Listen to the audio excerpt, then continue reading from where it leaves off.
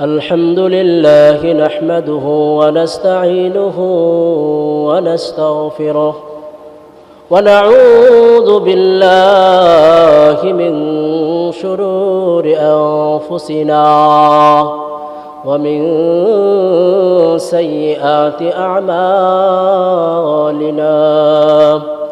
من يهده الله فلا مضل له ومن يضلله فلا هادي له ونشهد أن لا إله إلا الله وحده لا شريك له ونشهد أن سيدنا وسندنا ومولانا محمدا عبده ورسوله صلى الله تعالى عليه وعلى آله وصحبه وبارك وسلم تسليما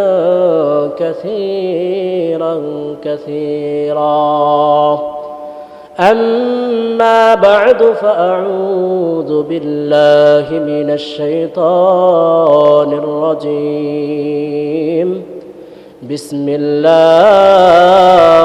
الرحمن الرحيم بل تؤثرون الحياة الدنيا والآخرة خير وأبقى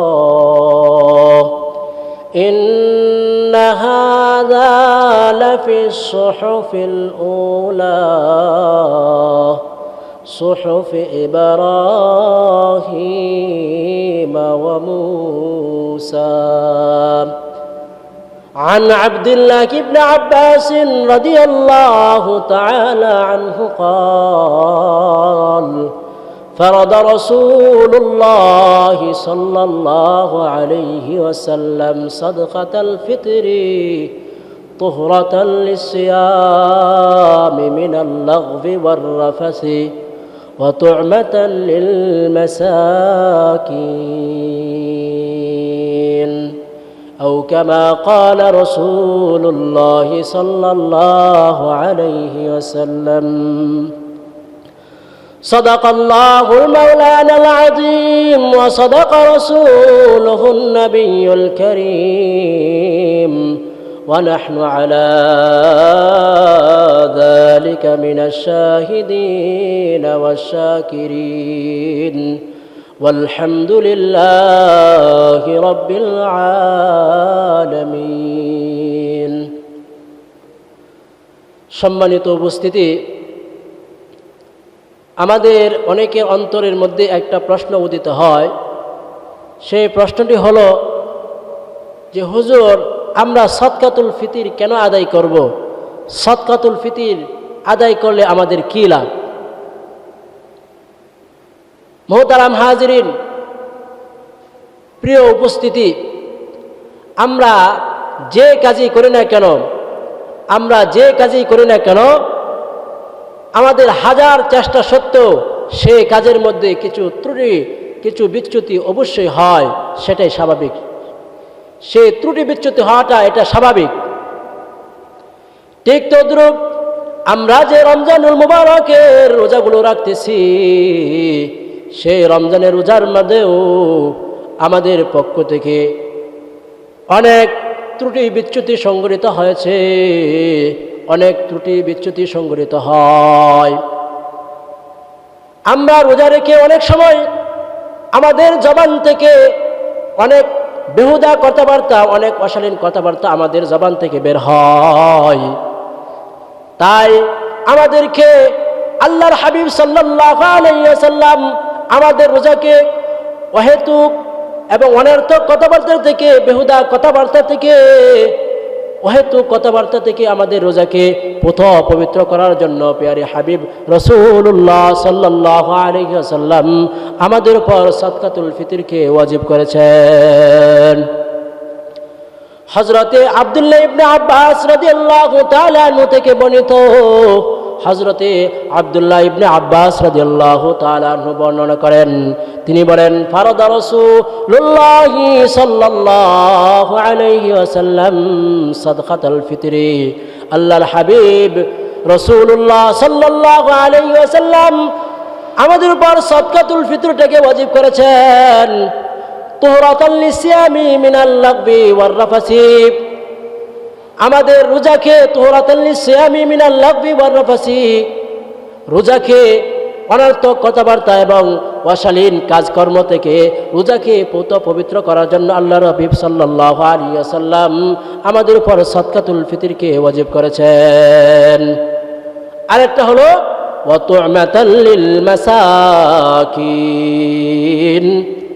মিসকিনদের খাবারের, মিসকিনদের আহারের বন্দোবস্ত করার জন্য আল্লাহর হাবিব সাল্লাল্লাহু আলাইহি ওয়াসাল্লাম সাদকাতুল ফিতরকে আমাদের উপর ওয়াজিব করেছেন।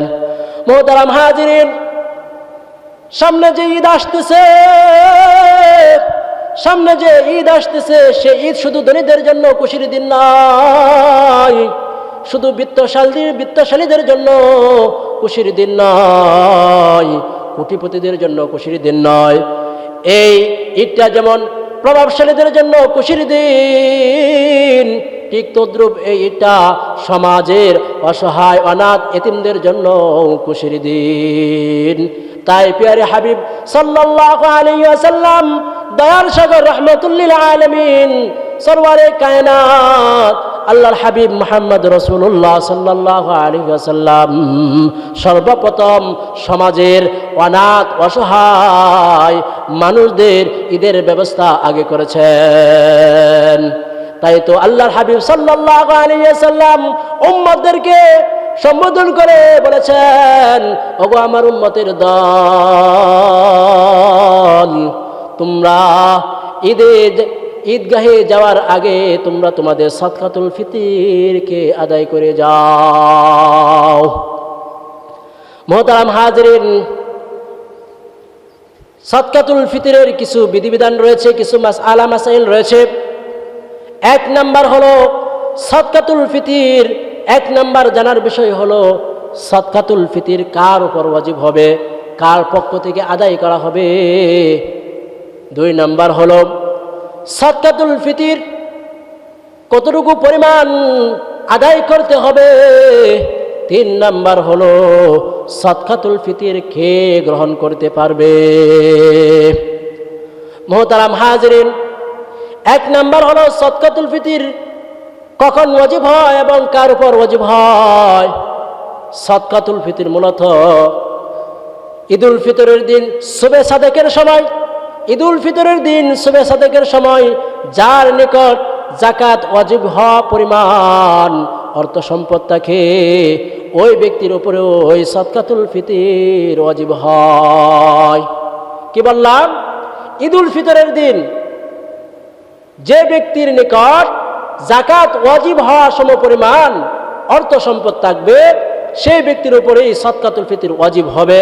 অর্থাৎ কোনো ব্যক্তির নিকট যদি 52.5 ভরি রূপা থাকে অথবা তার সমপরিমাণ টাকা থাকে, অথবা কারো নিকট যদি 7.5 ভরি স্বর্ণ অথবা তার সমপরিমাণ টাকা থাকে, অথবা কারো নিকট যদি ব্যবসায়িক পণ্য থাকে, সবগুলো মিলে যদি কোনো একটার নেশাব পরিমাণ হয়ে যায়, তাহলে ওই ব্যক্তির উপরেই সাদকাতুল ফিতর ওয়াজিব হবে। আর এই সাদকাতুল ফিতর নিজের পক্ষ থেকে আদায় করবে।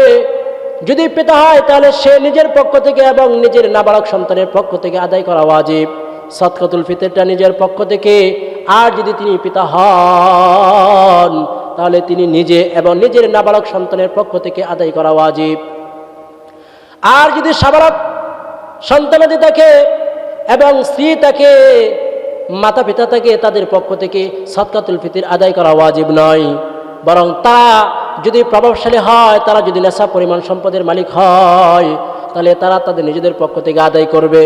কিন্তু যদি গৃহের কর্তা পিতা, যদি ঘরের মালিক যদি সকলের পক্ষ থেকে সাদকাতুল ফিতর আদায় করে দেয়, তাহলে সকলের পক্ষ থেকে সাদকাতুল ফিতর আদায় হয়ে যাবে।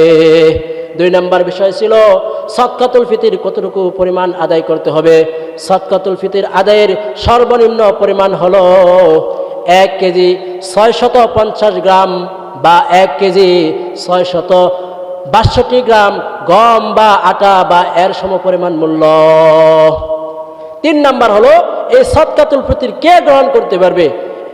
এর উত্তর হলো যে সকল মানুষ যাকাতের মাল গ্রহণ করতে পারে তাদের জন্য সাদকাতুল ফিতর গ্রহণ করা বৈধ আছে, তাদেরকে সাদকাতুল ফিতর দেওয়া বৈধ আছে। তবে শর্ত হলো তাদেরকে এই পরিমাণ সাদকাতুল ফিতর দেওয়া যাবে না যার কারণে নিজের উপরেই কি হয়ে যায়, সাদকাতুল ফিতর ওয়াজিব হয়ে যায়। তাই আমরা কি করব, সেই সকল বিষয়ের প্রতি লক্ষ্য রাখবো। আমাদের যাদের উপর সাদকাতুল ফিতর ওয়াজিব হয়েছে আমরা আজকে হিসাব করে কি করব, আমাদের হিসাব মিলে আমাদের যদি উপর যদি সাদকাতুল ফিতর ওয়াজিব হয়ে থাকে, আমরা গরিব সমাজের অসহায় অনাথ যারা আছে, যারা ওই যে সকল মাদ্রাসা আছে, যে সকল মাদ্রাসা লিল্লা বোর্ডিং রয়েছে, অসহায় অনাথ অনাথ ছাত্র ছাত্রী রয়েছে, তাদেরকে আমরা কি করব, সে আমাদের দানটুকু দেওয়ার চেষ্টা করব ইনশাআল্লাহ। আমরা পারবো তো ইনশাআল্লাহ? ইনশাআল্লাহ। আল্লাহ তাআলা আমাদের সকলকে তৌফিক দান করুন, আমিন।